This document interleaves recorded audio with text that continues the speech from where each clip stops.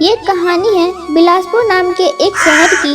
बिलासपुर बहुत ही अनोखा शहर था और मशहूर भी था। शहर के बीचों बीच बहुत बड़ा और पुराना बाजार था। बाजार में वैसे तो सैकड़ों दुकानें थी, लेकिन चर्चा सिर्फ 2 दुकानों की होती थी। एक शहर के सबसे बड़ी और आलीशान दुकान, जिसका नाम था मदन की शाही बिरयानी, और ठीक उसके सामने सड़क के उस पर एक छोटा सा ठेला का रेड़ी लगता था, जिसका नाम था गद्दू की असली बिरयानी। एक तरफ अमीरी और दिखावा था, तो दूसरी तरफ गरीबी और सादगी।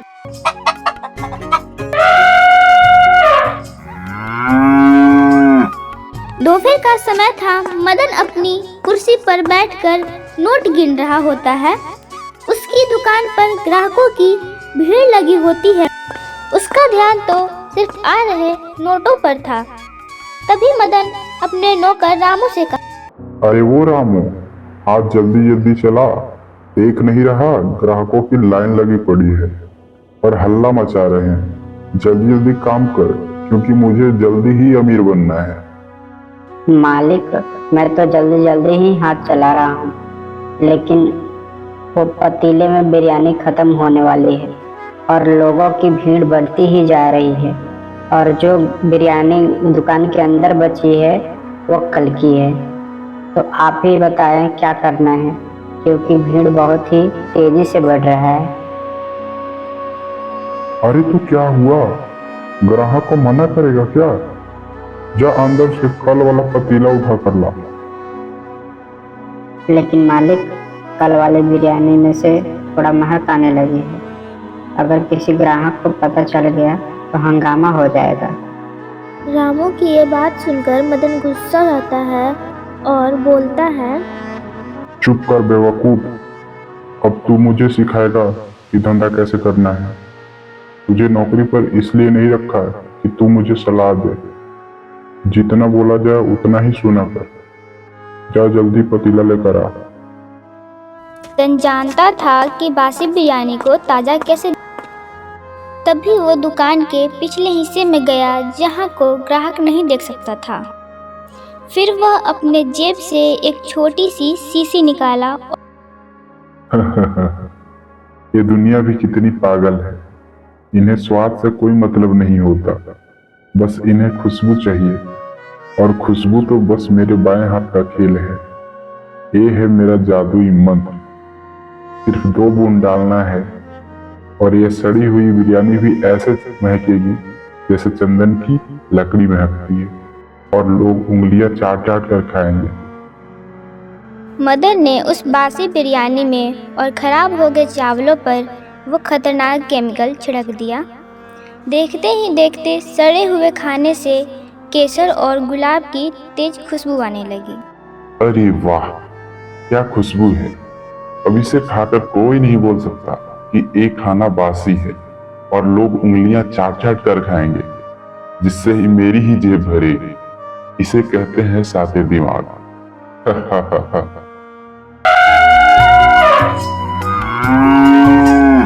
वहीं दूसरी तरफ गज्जू अपने छोटे से घर में सुबह सुबह मसाले तैयार कर रहा होता है।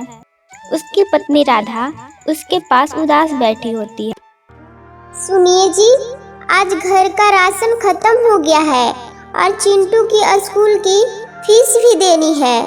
आप इतने महंगे मसाले और सबसे महंगे चावल क्यों खरीदते हैं? हम थोड़े सस्ते सामान भी तो इस्तेमाल कर सकते हैं ना।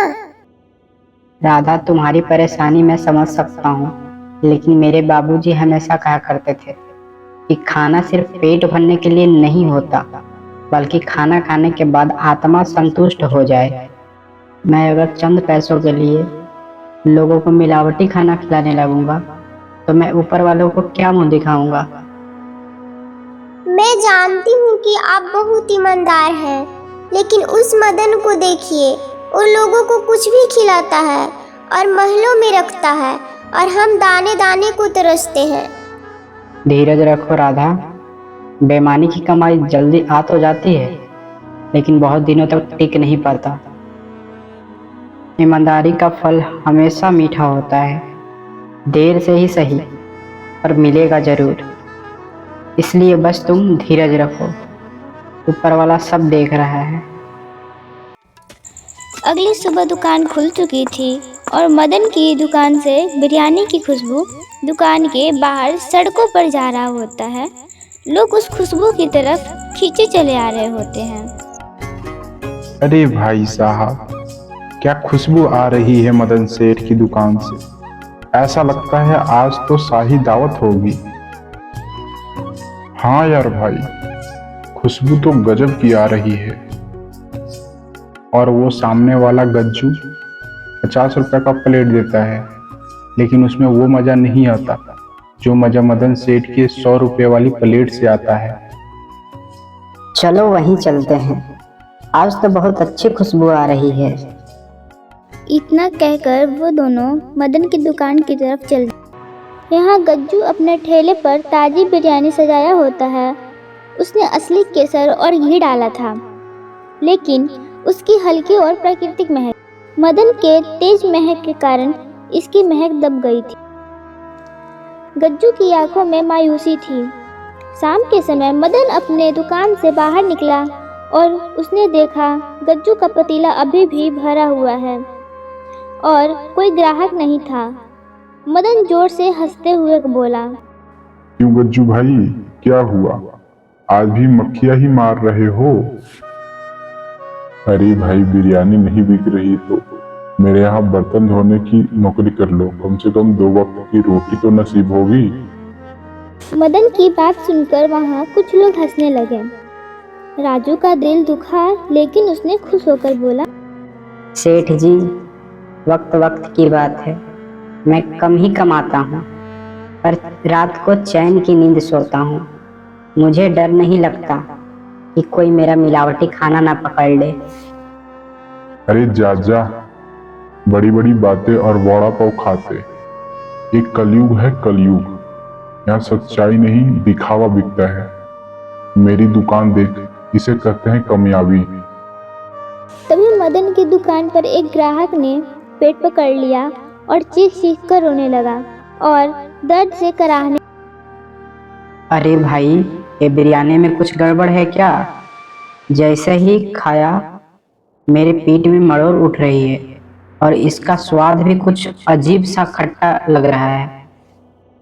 मदन तुरंत घबरा गया और उसने चालाकी दिखाया। वो दौड़कर ग्राहकों के पास गया और बोला, अरे बाबूजी, आप कैसी बातें कर रहे हैं? मेरी बिरयानी तो पूरे शहर में नंबर 1 है। लगता है कि आप पहले से ही बीमार थे या धूप की वजह से चक्कर आ गया होगा। रामू, जल्दी से काका के लिए ठंडी पानी का बोतल ला, फ्री में। नहीं भाई, मुझे कुछ नहीं चाहिए। मुझे डॉक्टर के पास जाना है। लगता है मेरी तबीयत ज़्यादा खराब होने लगी। उफ, ज़्यादा दर्द हो रहा है। तभी ग्राहक वहां से चला जाता है। तब मदन ने सुकून की दिखाना है। हाँ, आज तो बाल बाल बच गया। अगर ये ज्यादा शोर मचाता तो बाकी ग्राहक भी भाग जाते। ये सब तमाशा दूर खड़ा गज्जू देख रहा होता है। उसे शक तो था, लेकिन कोई सबूत नहीं था। तभी और लोग बीमार होना शुरू हो गए। तब मदन बहुत ही डर जाता है। फिर कुछ गांव वाले बोले, लगता है कि बिरयानी में ही कुछ है, क्योंकि कल भी एक आदमी बीमार हो गया था। अरे हाँ भाई, सबने बिरयानी खाया था और धीरे धीरे करके सब लोग बीमार पड़ते जा रहे हैं। लगता है मदन सेठ ने ही खाने में कुछ मिलाया है, क्योंकि इसमें खुशबू तो है लेकिन स्वाद नहीं है।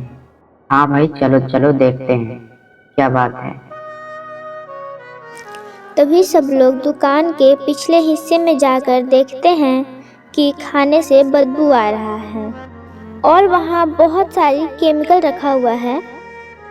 फिर एक आदमी देखता है कि दुकान के एक कोने में रखे सड़े हुए बिरयानी में मदन सेठ केमिकल मिला रहा था। तभी ग्राहकों ने सेठ की खूब जमकर पिटाई की।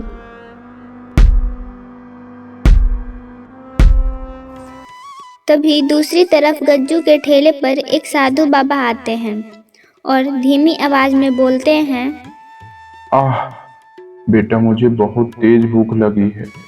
मैं 4 दिनों से खाना नहीं खाया हूँ, तो मुझे कुछ खाने को दे दो। अरे हाँ, क्यों नहीं बाबा, बैठिए।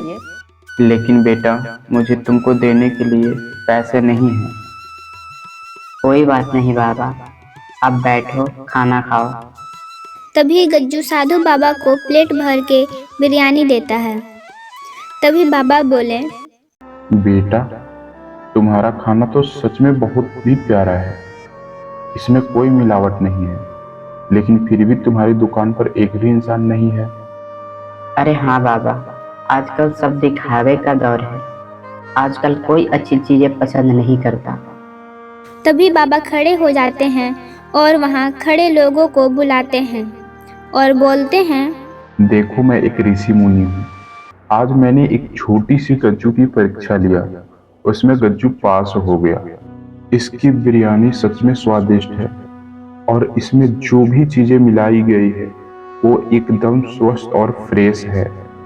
आप खाने को खुशबू से नहीं पहचाना करो, बल्कि स्वाद से। आज मैं कहता हूँ, गज्जू की बिरयानी बिलासपुर की सबसे अच्छी और स्वादिष्ट बिरयानी है। उस दिन के बाद गज्जू के ठेले पर बिरयानी खाने लोग पहुंचने लगे। अरे सच में भाई लोग, गज्जू की बिरयानी तो एकदम स्वादिष्ट है। फिर रोज रोज बहुत से लोग आना चालू कर दिए। एक समय तो ऐसा आया कि पैर रखने तक की जगह नहीं बची।